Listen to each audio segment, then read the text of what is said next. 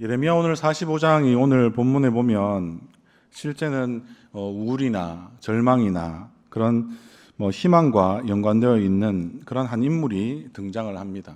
혹시 성경을 또 공부하시다 보면 인물이 헷갈릴 수 있는 인물이 한 명 있습니다.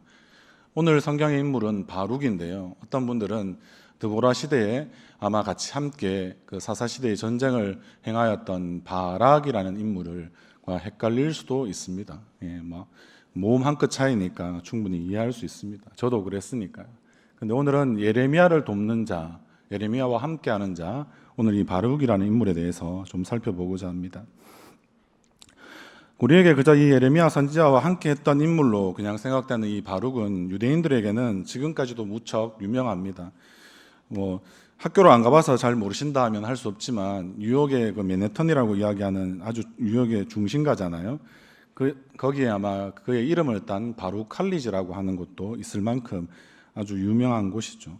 뉴욕의 경제권을 유대인들이 잡고 있으니까 오히려 더 아마 충분히 그런 이야기들을 할 수 있을 겁니다. 그리고 특별히 우리는 정경만 읽지 않습니까? 정경이라는 것이 무엇입니까? 구약 39권과 신약 27권 합쳐서 66권만 우리는 정경이라고 해서 이것만 우리는 성경으로 인정하겠다 하지만, 그러나 가톨릭에서는 우리와 조금 다른 정경에 대한 기준들을 갖고 있고요. 또 그리고 그것뿐만 아니라 거기에 더해서 정경 말고 정경에 준하지만 정경은 될 수 없었던, 그래서 모두가 인정하는 정말 참된 성경으로 인정이 되지 않지만 그러나 하나의 또 성경으로 인정되는 그런 책들을 우리는 외경이라고 합니다. 그래서 성경학자들이나 저와 같은 목회자들도 한 번씩 관심이 있는 분들은 정경뿐만 아니라 외경까지도 많이 공부하시는 분들이 많이 있습니다.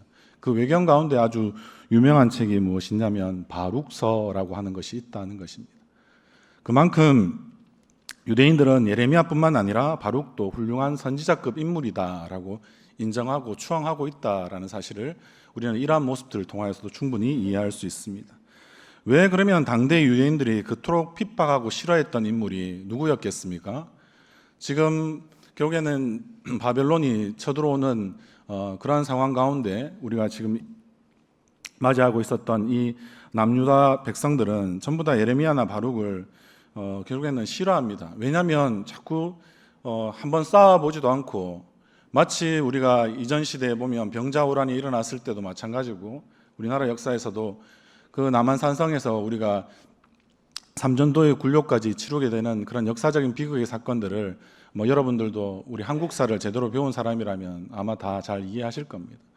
그런 내용들이 뭡니까? 결국에는 인조 때 인조가 결국에는 어떤 사람들은 남한산성에 들어가서 결국에는 그냥 화평을 청하자라고 이야기하는 사람들의 말을 들어서 그렇게 있었던 경우도 있었고요. 한편으로는 또 그럼에도 불구하고 우리는 전쟁을 해서 우리 하나의 그런 국가적인 위신을 다시 한번 더 새롭게 해야 된다 해서, 그래서 병자호란이 일어나게 되고, 그것 때문에 결국에는 인조는 제대로 남한산성에서도 잘 자신의 왕조를 지키지 못하고 결국에는 쳐들어온 청나라 황제에게 굴복하게 되는 그런 일들이 일어났던 것이 남한산성과 아마 삼전도 굴욕의 그러한 사건들이었습니다.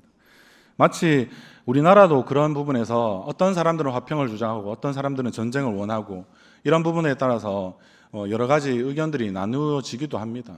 그런데 예레미야가 어떻게 했습니까? 이 바벨론이 쳐들어올 것을 아는데 그것은 하나님의 말씀에 따라서 이제 우리의 죄의 심판의 결과이다, 우리는 멸망당하는 것이 마땅하다, 우리가 다시 후일을 도모하고자 한다면 단 하나의 방법밖에 없다, 물론 회개하고 지금 돌이키든지, 그렇지 못하면 우리는 그들과 싸우려고 하지 말고 결국에는 우리는 그것이 하나님의 심판의 손으로 인정하고 멸망당하는 것을 두려워하지 말고 바벨론으로 이끌려 가더라도 우리가 그들에게 항복하자라고 한 이야기를 한 사람이 남유다의 선지자 중에 단 한 사람 예레미야만 그렇게 이야기하였던 것입니다. 그러니까 이 예레미야가 좋겠습니까? 싫겠습니까? 좋을 수가 없죠. 그런데 그것을 돕는 바룩이라고 하는 인물은 어떻겠습니까? 당연히 싫어하고 꺼려하게 되는 거죠. 그런데 왜 후대에 이 유대인들이 앞에 말씀드린 대로 학교도 세우고요, 그 이름을 따서, 그리고 정경은 아니지만 외경의 이름으로 바룩서를 둘 만큼 이 예레미야나 이 바룩을 흠모하고 존경했던 것일까? 우리는 다시 좀 물어봐야 되지 않겠습니까?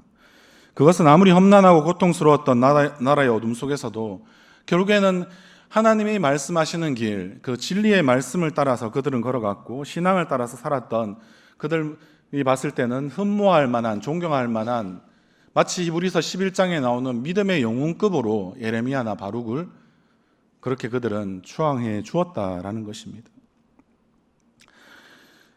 여러분들, 어떻게 보면 이 바룩은 예레미야의 어떤 서기관이나 비서 또 혹은 제자처럼 여겨질 수 있습니다. 일명 1인자가 아니라 2인자다라는 말이죠.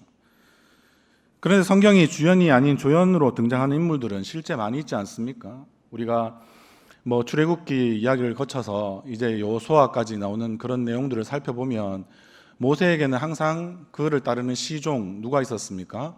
여호수아라는 인물이 있었습니다. 그리고 엘리야나 엘리사 시대 때 결국에는 엘리사의 또 하나의 하수인처럼 여겨졌던 그 곁을 지켰던 게하시아 같은 인물도 있었습니다.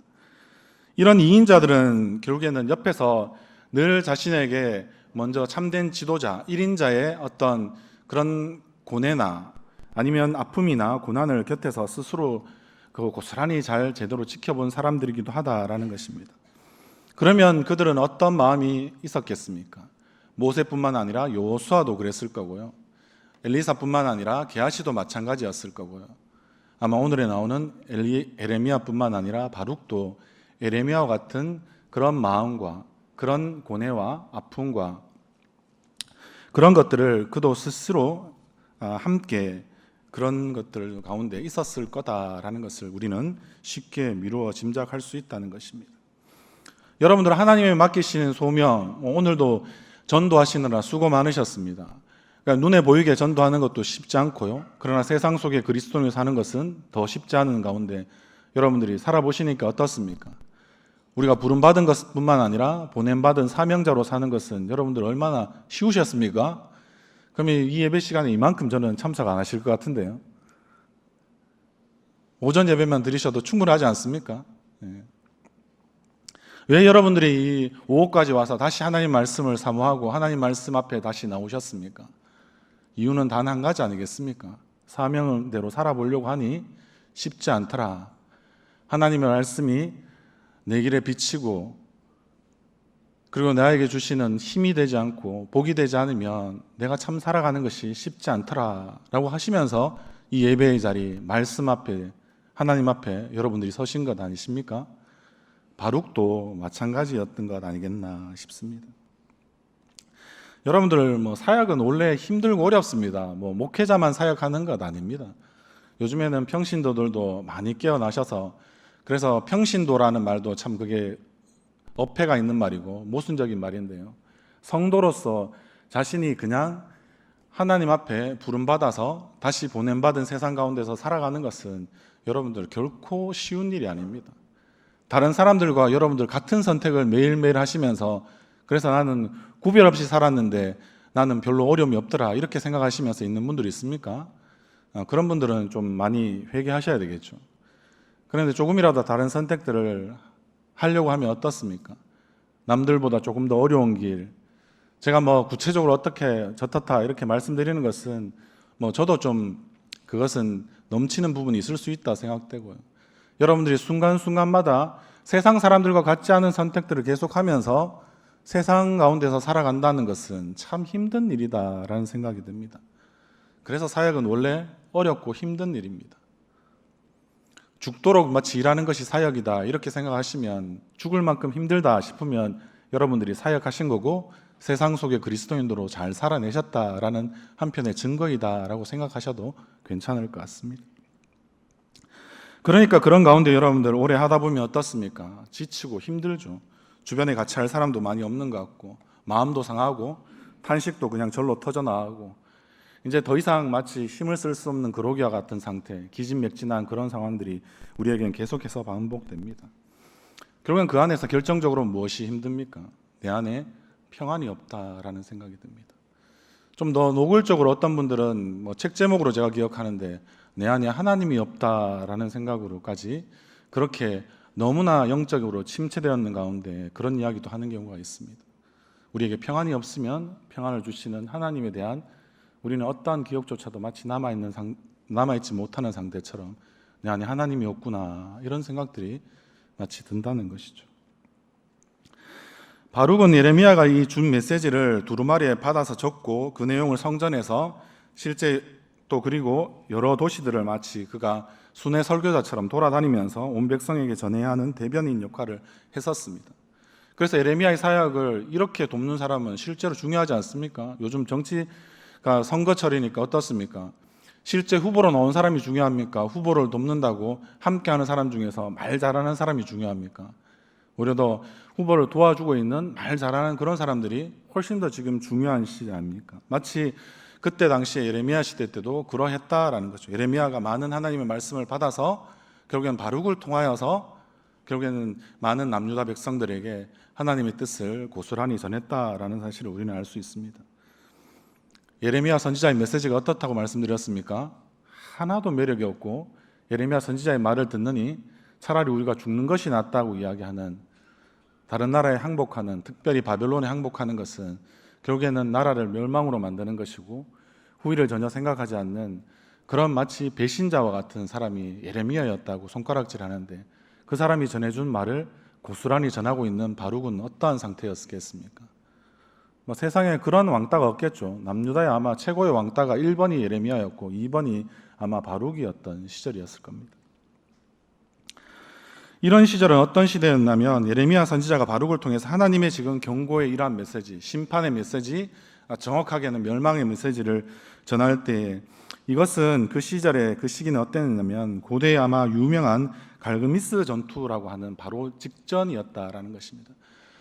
갈그미스 전투라고 이야기하는 것은 아시리아가 결국에는 이 북이스라엘을 멸망시키고 난 다음에 그때 당시에 아마 지금 이스라엘 지역에 있었던 유다까지 포함해서 마찬가지겠죠. 팔레스타인 전역의 고대 근동을 포함하여서 지배권을 확보하고 있던 시절에 결국에는 신흥 세력이었던 메소포타미아 지역에서 일어났던 지금 이 바벨론 제국이 결국에는 신흥 국가로서 힘을 떨치기 시작했습니다. 그러면 아수르와 결국에는 바벨론은 충돌할 수밖에 없는데, 아수르 편에 누가 섰냐면 실제는 애굽이라고 이야기하는 그러한 이집트가 결국에는 아수르와 한편이 되어서 이제는 바벨론의 왕자이자 결국엔 장군이었던 느부갓네살이 이끄는 이 바벨론 군대와 치열하게 맞붙게 되는 곳이 갈그미스라는 곳이었습니다.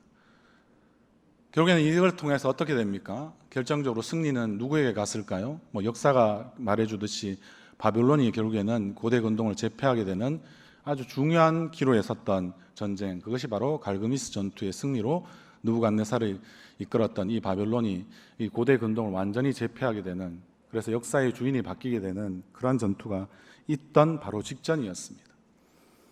그러니까 아직까지는 누가 우세하다고 보는 것입니까? 아수르나 애굽이 결국엔 남유다에 여전히 싸우자, 바벨론을 향하여서 싸우자라고 주장하는 사람들은 그런 생각들을 가지고 있었던 거고, 그것이 아마 이 정치 외교적으로 봤을 때 실로 옳은 판단을 하고 있었던 지혜로운 그런 모습들이라고 볼 수도 있었습니다. 그래서 여기서 보면 유다 왕 요야긴과 고위 관리들은 친애굽파로서 이 애굽만 쳐다보면서 희망을 걸고 있었던 것이고요. 그래서 하나님은 너희가 애굽에 희망을 건다고 바벨론으로부터 안전할 수는 결코 없을 것이다 라고 말해주고 있는 것입니다. 누구를 통하여서요? 예레미야와 바룩을 통하여서 이야기하고 있는 것이죠. 모든 백성이 이런 우상 숭배를 비롯한 모든 불의와 악으로부터 떠나 회개해야 된다라고까지 누가 이야기해주고 있겠습니까? 예레미야나 지금 바룩이 이야기하고 있죠. 그런데 그렇지 않으면 하나님이 너희에게 내리기로 작정하신 모든 재앙을 결국에는 내리시고야 말 것이다 라는 그런 말씀을 바룩을 통해서 결국에는 국가적인 어떤 금식일에 성전에서 지금 선포하게 하신 것이었습니다. 그러니까 이런 국가 용명이 달린 중요하고도 역사적인 시점에서 하나님이 예레미야와 바룩을 통해서 너무나 중요한 하나님의 뜻, 하나님의 말씀을 지금 해주고 있다는 것입니다. 여러분들, 그런데 어떻습니까? 예레미야와 바룩의 이야기가 그때 사람들에게 정치 외교적으로 아니면 그들의 민족적인 어떤 입장에서 봤을 때 이것이 매력적인 메시지가 될 수 있었습니까? 결코 그렇지 못했다는 거죠. 바룩의 사역의 결과는 그러면 어떠했을까요? 단 한 사람도 그의 말을 마치 귓등으로도 안 듣는 그런 일들이 일어났다는 것입니다. 지금 제가 여기에서 회개 설교를 막 한 장장 한 시간씩 또 막 은혜 받으면, 최근에 미국에서 유명한 청년들이 회개한 사건이 있는데요. 에즈베리 회개 부흥 사건이라고 이야기하는데 몇 년 안 되었습니다. 청년들도 관심 있으면 유튜브에서도 한번 확인해 보면 좋습니다. 그런 이야기를 막 하고 하면 그 회개 시간까지 막 합치니까 거기에는 예배가 끝나지 않아서 한 5일째, 막 6일째 계속해서 그런 일들이 일어나고 했답니다. 너무 신기하게 봤던, 주변에 있었던 한인교회 목사님들도 거기에서 찾아가서 실황을 중계해주고 하는 그런 일들도 제가 그때도 돌아본 기억이 있는데요. 여러분들, 제가 회개 설교하면 여러분들 잘 들으시겠습니까? 물론 제 능력 밖의 일이라서 저는 하나님 말씀만 전하면 되니까 저는 자유롭다 생각하지만, 여러분들 제가 회개 설교하면 지금보다는 훨씬 더 지금 표정이 안 좋아지시면서 아주 또 이제 많이 힘들어 하시면서 막 이렇게 있다가 결국에는 다 이제 이 문을 열고 나가실 때는 어떻게 하겠습니까? 자기나 잘하지, 이렇게 생각하시면서 말씀하시지 않겠습니까? 결국에는 마치 우리가 요즘에 들어서 인기 없는 마치 회개의 설교, 영적 각성을 촉구하는 그런 설교가 마치 하는 것과 똑같은 것처럼, 결국에는 아무도 예레미야의 이러한 동화에서 받았던 하나님의 말씀을 전하는 바룩의 이러한 설교 사역에 아무도 반응하지 않았습니다. 사랑하는 성도 여러분, 그렇게 될 때 바룩은 어떤 생각이 들었겠습니까? 나는 내가 하는 이 사역이 실패했구나 라는 생각이 결국에는 들게 되겠죠. 그 스스로도 또 다른 영적인 침체에 아마 그는 빠지게 되는 거죠. 일종의 좌절감이나 절망감들을 아마 깊이 경험하게 되었을 것입니다.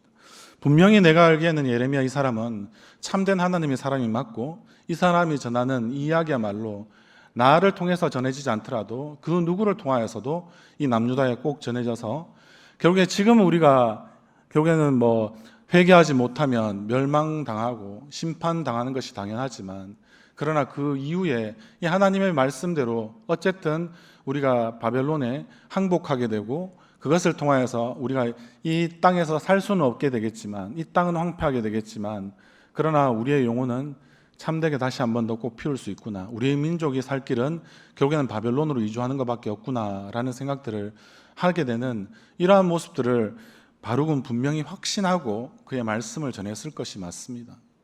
그런데도 불구하고 그렇지 않을 때 얼마나 많은 좌절이 있을지, 같은 말씀을 전하는 사역자로서 바룩의 입장을 저는 12분 공감이 됩니다.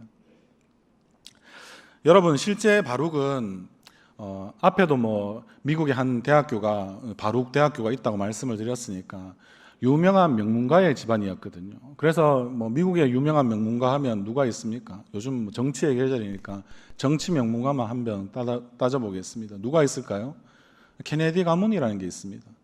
존 F 케네디라는 그런 걸출한 대통령을 배출한 집안이죠. 그 집안은 존 F 케네디뿐만 아니라 그 당시에도 또 법무장관을 역임하게 되었던 로버트 케네디라든가 그 이후에 계속해서 에드워드 케네디까지 상원의원을 몇 차례에서 걸쳐서 의원직까지 경임하였던, 계속해서 정치 지도자들이 아마 그 가문을 통해서 일어났던 가문이었습니다. 바로 거기에 비등한 가문이 이 지금 바룩의 가문입니다. 바룩은 마치 명망가 집안의 부잣집 도련님 같은 것이었고, 아버지와 형이 결국엔 정치권에서 고위간직에 있었던 그런 사람입니다. 그래서 이런 사역적인 이제 좌절, 자기가 가는 길이 막혔다는 거죠. 그러면 우리 보통 사람들은 어떻게 생각합니까? 그 길이 아니면 또 다른 길을 하나님께서 열어주시겠지 생각하면서 자신의 소명에 대해서 흔들리고 생각하니까, 내가 이렇게 예레미야 따라다니면서 고생하는 것보다는 다신 아버지와 형처럼 그렇게 살아가는 것이 마땅하지 않겠나, 이런 생각들이 들지 않았겠습니까? 그러면서 또 자기 연민에 많이 빠지게 되는 거죠. 우리 청년의 때 가장 자랑할 수 있는 것이라면 우리는 자기 연민을 잘 하지 않습니까? 자기 스스로에 대해서 위로가 필요하고 하기 때문에. 그런데 여러분들, 이러한 상황들이 우리 삶 가운데서 이제 벌어진다면 우리는 어떤 생각이 듭니까? 결국에는 고통스럽잖아요. 나는 정말 예레미야를 통하여서 함께 정말 하나님이 주신 이 사역들을, 이런 일들을, 하나님 말씀들을 제대로 전하고 싶다라고 생각했는데, 그렇게 되지 않는 이런 모든 상황들, 아무도 나를 믿어주지 않는 상황들, 그리고 그 나무도 나의 이야기를 들어주지 않는 이런 고통스러운 상황이 계속되면 여러분들 어떤 생각이 들까요? 결국에는 자신의 마음에 하나님이 슬픔을 더하여 주시는 것이 아닌가라고 생각이 들고, 그래서 앞에 말씀드린 탄식도 그리고 마음의 평안도 결국에는 탄식이 나오면서 마음의 평안이 없어지게 되겠죠. 그럼 앞이 얼마나 지금 막막하게 될 것입니까?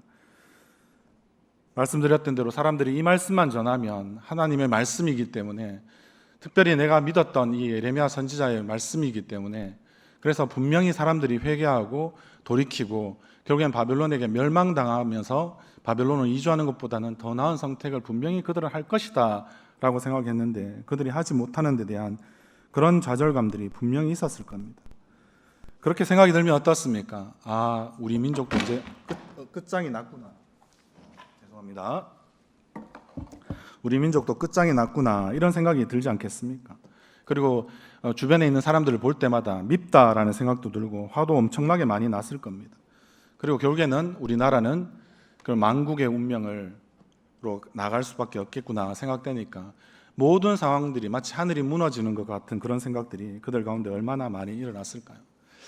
저는 여기서 한 명의 제가 좋아하기도 하는 실존주의 철학자 키에르케고르를 한번 살펴보았으면 좋겠습니다. 키에르케고르는 실존주의 철학의 결국에는 아버지라고 이야기되는 사람인데요, 덴마크 출신의 사람입니다. 우리가 좀 더 잘 아는 사람은 아마 니체라는 사람도 있을 수 있습니다. 그리고 그 후에 실존주의 철학을 꼽히었던 사람들은 뭐 야스퍼스나 하이데거나 아니면 샤르트르 정도는 또 기억할 수 있는 분이 있을지 모르겠습니다. 그러한 실존주의 철학이라고 이야기해서 우리의 존재와 우리의 자아됨에 대한 깊은 성찰을 가지고 우리가 하나님 앞에서 어떠한 삶을 다시 한 번 더 살아낼 수 있을까를 고민하는 하나의 철학이 실존주의 철학이다라고 할 수 있습니다. 키에르케고르는 그러한 고민이 많았기 때문에 그 스스로가 가지고 있었던 것은 덴마크 많은 사람들이 가지고 있는 것처럼 우울한 기질들을 가지고 있었습니다. 그래서 아버지의 영향을 받으면서 자라서 자기도 우울과 싸우고 살아왔다라고까지 고백하는 사람이 키에르케고르였습니다. 그러나 자신이 우울증에 시달린 건 맞지만 정신적으로 그는 건강한 편이다라고 오히려 더 스스로 판단했습니다. 왜냐하면 키에르케고르는 우울이 반드시 절망을 뜻하는 건 아니고 절망이 꼭 우울을 뜻하지는 않는다라고 봤기 때문에 그렇습니다. 키에르케고르라는 인물은 영적인 의미에서 절망은 어떠한 특정한 감정과는 전혀 상관이 없다고까지 주장했습니다. 오히려 절망은 자아의 질병이다라고 그렇게 말했습니다. 인간이란 존재는 왜 이러한 절망들이 생기느냐라고 생각할 때 그는 이렇게 말합니다. 무한한 것과 유한한 것, 그리고 일시적인 것과 영원한 것, 그리고 자유와 필연의 결합체라고 말하면서 인간이란 존재 자체에 이러한 일들이 있기 때문에 인간 스스로에게 이 둘 사이에 불균형이 일어나면 절망이 발생한다라고까지 보았습니다. 키에르케고르의 절망의 주된 증상은 의식적으로나 무의식적으로나 결국에는 자아를 제거하려고 하는 욕망이다라고까지 말합니다. 쉽게 말하면 자기 자신이 혼신의 힘을 다해서 다른 사람이 되려고 하는 그런 욕망을 가지고 있다는 것입니다. 이렇게 정의 내리니까 전혀 마음이 와닿지 않으시죠? 그 예를 한번 들어보겠습니다. 우리 청년들의 예를 한번 들어보겠습니다. 어떤 국가시험이나 행정고시 같은 걸 준비하는 청년이 있습니다. 나름대로 열심히 공부했는데 시험에 떨어졌다. 한번 생각해 보십시오. 그럼 이 사람은 어떻게 되는 것일까요? 시험에 떨어진 그 사건 자체 때문에 결국엔 절망합니다. 그런데 이 절망은 그럼 그리 오래 가지 못하고 그 다음에 진짜 절망이 찾아오는데요. 그것은 뭐냐면 자기 자신에 대한 절망감입니다. 나는 왜 이것밖에 못하지? 왜 나는 남들 다 하는 걸 못하는 거지? 그렇게 스스로 계속해서 질책하면서, 일명 우리로 치면 자책하면서 죄책감을 느끼면서 우리는 절망한다라는 말입니다. 그러니까 많은 경우 우리의 절망은 미래 자신에 대한 어떤 환상적인 야망을 마치 거룩한 비전으로 포장해서 끊임없이 이루려고 하고 애쓰는 데서 오는 것입니다. 청년들의 이야기를 계속해서 저는 들어줄 수밖에 없을 것 같습니다. 청년들은 30대에 백만장자가 되려고 하는 사람들이 많습니다. 10억 군, 100억 군 이런 것들을 요즘에 가져야 되겠죠. 때로는 파이어족이 되려고 하는데요. 그래서 주식에 아마 전 재산을 쏟아붓습니다. 파이어족이라는 게 뭐냐면요, 경제적인 어떤 자립을 토대로 자발적인 조기 은퇴를 추진하는 사람들을 일컫는 용어인데, 요즘에 젊은이들이 결국에는 우리가 앞에 선 세대들은 한 60대 되면 은퇴한다 이렇게 생각하시지만 50대, 60대 이런 은퇴보다는 30대 말쯤 되면 나는 은퇴해야 되겠다라고, 아니면 늦어도 40대 초반에는 조기 은퇴해야 되겠다라고 생각해서 20대부터 우리 청년들이 생각보다 경제적 관념 투철합니다. 그래서 어떻게 합니까? 소비를 줄이고 수입의 7할에서 한 8할 정도를 아예 다 몰빵해서 그래서 저축한다고 합니다. 그런 극단적인 전략을 선택하고 그리고 그 모았던 걸 가지고 이제 한 방을 기대하면서 비트코인이나 주식이나 부동산에 아마 투자하는 그런 부분들을 많이 한다고 합니다. 저도 한 번씩 이야기 들어볼 때 배우게 되는 그런 부분들도 있습니다. 그런데 여러분들 한번 생각해 보십시오. 그러면 또 다른 의미에서 요즘에 유튜브 되려고 하는 우리 청소년들, 청년들 많이 있지 않습니까? 청년들은 아마 이제 좀 현실감이 많이 돌아와서 그런데 청소년들은 그런 경우가 있더라고요. 아니면 아이돌이 되어서 화려한 인기와 부를 누리며 사는 그런 꿈들을 꿉니다. 그러면 그런 청년이든 청소년들에게 결국에는 그들에게 주어진 선물과 같은 오늘의 시간은 어떤 의미가 있겠습니까? 그냥 단지 화려한 미래의 순간을 위해서 결국에는 그냥 디딤돌로서만, 지나가는 하나의 과정으로서만 의미를 가질 뿐이니 자기에게 주어진 지금 현재를 잘 즐기거나 아니면 제대로 살아내는 것이 가능하겠습니까? 많이 어렵죠. 여러분들이 비전으로 포장된 이 야망의 치명적인 약점은 무엇인 줄 아십니까? 그 비전이 아주 단단해지고 야무지면 야무질수록 이루어지지 않을 때 이 오는 후폭풍이라고 하죠. 절망감, 우울감 이런 것들은 달랠 길이 별로 없다는 사실입니다. 마치 추락하는 것은 날개가 없듯이 높은 자신의 비전을 꿈꾸고 자신 나름대로 꿈꾸는 가운데 비전을 이루려고 굉장히 애를 쓰다가 만약에 그게 결국에는 안 되면 마치 정말 어디로 떨어질지 모르는데 정말 지옥 아래로 떨어지는 것 같은 느낌으로 그들은 절망하고 우울하게 된다라는 말입니다. 그런데 키에르케고르는 여기서 하나 더 재미있는 것이 설사 야망으로 포장된 이 비전을 그들이 결국엔 이룬다 손치더라도 결국엔 다른 의미에서는 절망한 것과 똑같은 상태나 다름없다라고까지 이야기해 줍니다. 이런 이야기를 어디서 했냐면 키에르케고르가 죽음에 이르는 병이라는 책에서 결국엔 이야기했는데요. 거기서 인간의 존재와 자아에 대한 탐구가 결국엔 실존주의 철학의 아주 중요한 화두라고 말씀드렸지 않습니까? 그래서 거기에서 보면 세 종류의 자아에 대해서 키에르케고르가 이야기를 합니다. 첫째는 구체적인 자아, 둘째는 이상적인 자아, 셋째는 참된 자아, 일명 진정한 자아가 있다라고 이야기합니다. 이것도 예를 들어 보면요, 어느 대학교 4학년 학생이 지금 의사가 되겠다는 포부를 가지고 자신의 성적을 관리하고 국가고시를 지금 준비하고 있다고 한번 생각해 보십시오. 구체적인 자아는 무엇입니까? 그냥 대학교 4학년이죠. 의사를 꿈꾸고 있다는 거고요. 그런데 이상적인 자아는 무엇입니까? 결국엔 이 의사가 되는 것이죠. 그런데 문제는 이 세 번째 진정한 자아인데요.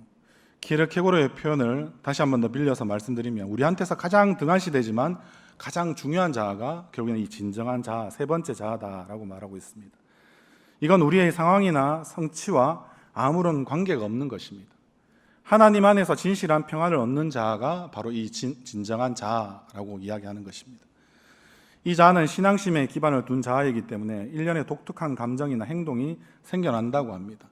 우리가 경건의 어떤 가면, 이런 탈로 포장하거나 위장해서 야단법석으로 떨다가 실망한 사람들한테 이 세 번째 자아는 어떻게 생각하면 그냥 명목상의 그리스도인과 똑같은 거죠. 형식적인 그리스도인들 같은 경우에는 이런 것은 뭘까요? 그냥 도덕적인 이상일 뿐이다라고 생각할 수 있습니다.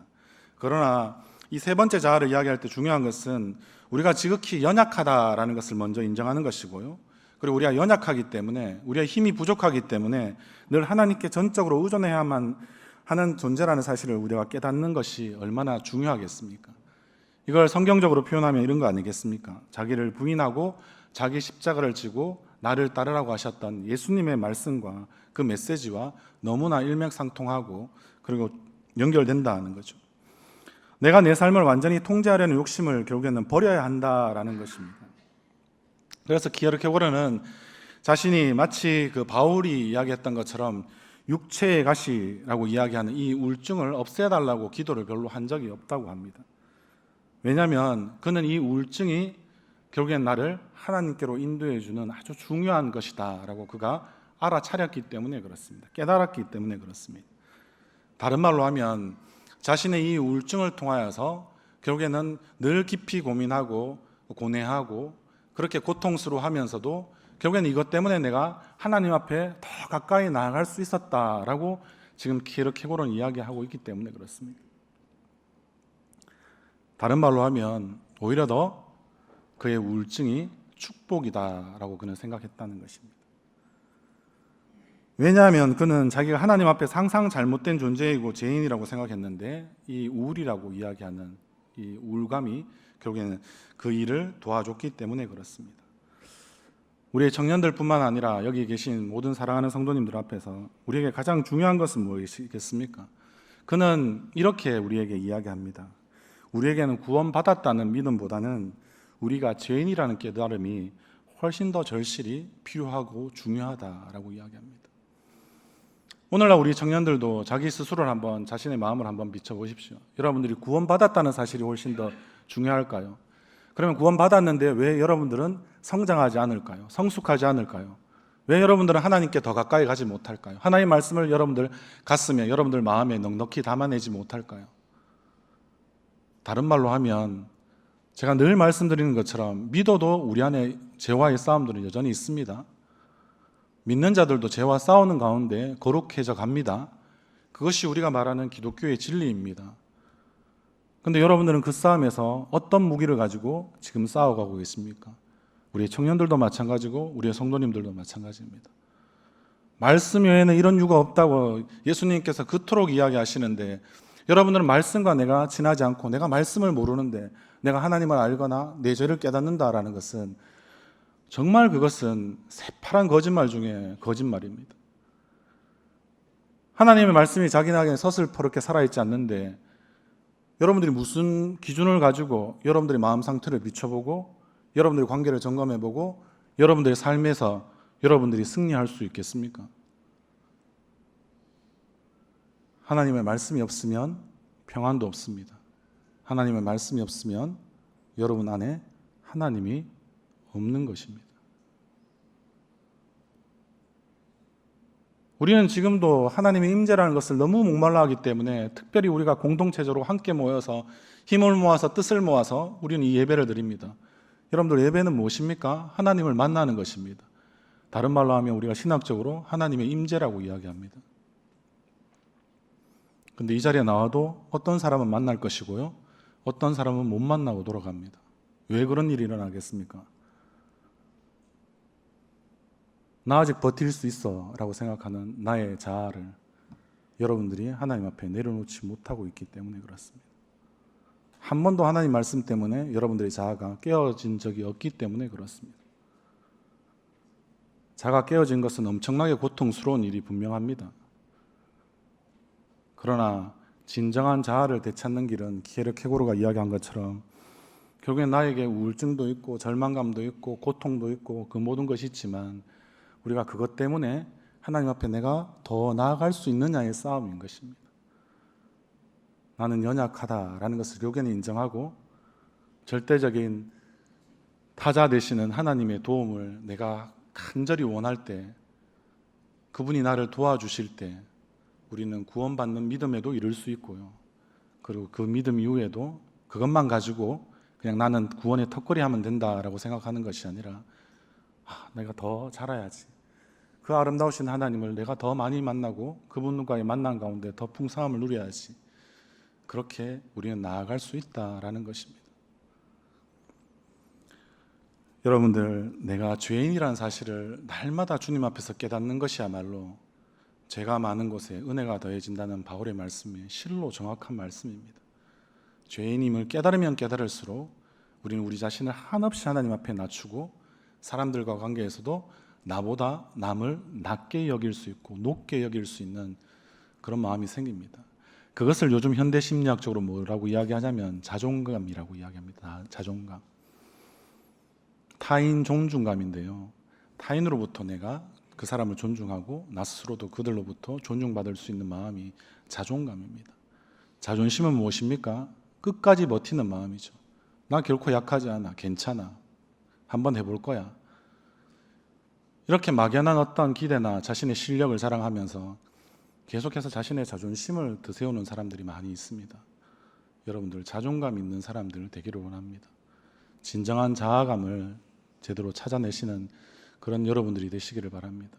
그래서 내가 하나님 앞에 죄인입니다 늘 고백하실 때 나의 실패가 이제는 더 이상 나의 실패로 끝나지 않고 하나님의 실패가 될 것이고, 하나님은 우리의 주인 되셔서 우리의 실패를 과정으로 봐주시고, 그리고 실패를 통하여서 성공으로 나아가는 것이 아니라 완전으로 나아갈 수 있도록 우리를 계속해서 인도해 나가시는 것을 쉬지 않으시는 분이심을 우리가 믿을 수 있기를 바랍니다. 그것을 통하여서 날마다 진짜 은혜 안에 누리는, 죄가 많은 곳에, 죄의 고백이 여러분들 가운데 많아지는 곳에 여러분들 마음 가운데 진정한 풍성한 은혜가 무엇인지를 날마다 더 많이 경험하시는 그런 우리 모든 성도님들 되시기를 바랍니다. 그럴 때 우리에게 주어지는 유일한 응답 같은 하나의 증거나 결과가 무엇인지 아십니까? 세상에서는 한 번도 그렇게 경험해 보지 못했는데 하늘로부터 오는 위로와 가장 중요한 여러분들이 평안을 갖게 되신다는 겁니다. 오늘 그러한 하늘의 위로와 평안이 나의 죄됨을 날마다 고백하는 그러한 우리의 마음 가운데 진정으로 하나님이 주시는 평안이 우리 가운데 자리 잡는 그런 놀라운 은혜가 있기를 바랍니다. 여러분들 나의 죄인됨을 날마다 인정하십시오. 그러면 오늘 말씀에서 다 읽지 않았지만 세우기도 하시고 헐기도 하시고 심기도 하시고 뽑기도 하시는 그 하나님의 우리는 주권을 인정하게 될 것입니다. 그리고 주님의 그러한 공의와 사랑으로 나와 우리 가정, 학교, 직장, 일터와 이 세상을 그렇게 여전히 하나님은 다스리고 계십니다. 그리스도 안에서 우리에게 주시는 그런 참된 평화 가운데 진정한 자아로 살아가는 그런 우리 모든 복된 청년들, 우리 성도님들 다 되시기를 주님의 이름으로 간절히 소원합니다.